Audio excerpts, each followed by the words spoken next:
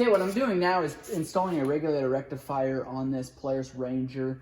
I ordered it in. This is actually the third one. It's a used one, and the other two that I had ordered used were actually didn't work. And so I just want to warn you, just be careful ordering regulator rectifiers. It's a common problem on any machine. You're just dealing with a lot of voltage going in and not as much going out. So I just want to warn you, be careful ordering a used one.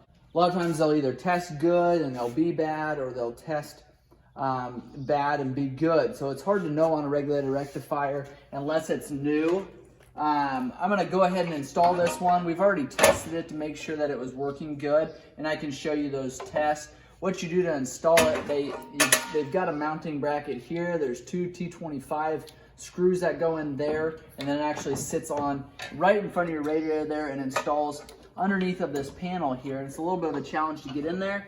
My head's probably gonna be in your way there, but I'm gonna go ahead and start these screws here.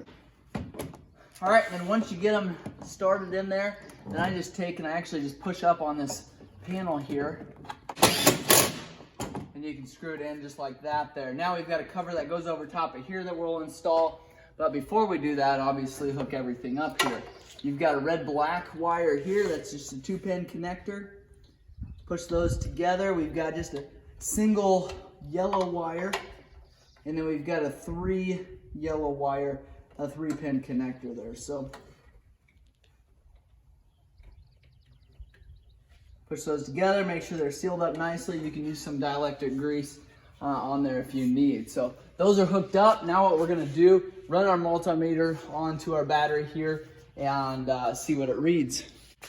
All right, we're gonna hook up positive and negative here. We've got our alligator clips on here, so we're not having to hold it. That's just kind of a bit of a challenge. It's reading 1235 right now for volts. And I think the best test is to start it up and see what it reads here.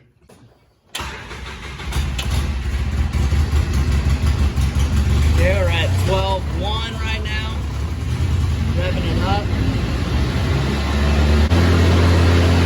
If you remember before, we were up to the 17, 18 with the other regulator rectifiers that we tried. So I would say that almost 13 is about where we want to be at. That's maybe a little bit low, but a lot of times it'll go up over top of that 13. You can hear us revving it up now. We've got some serious idling issues, which isn't having to do with the actual regulator rectifier, but this Ranger's kind of a piece of junk. So I'm gonna go ahead and spend some time working on it. We're gonna do a whole bunch of service work to it. We're gonna go through it. Wow, yeah, runs great.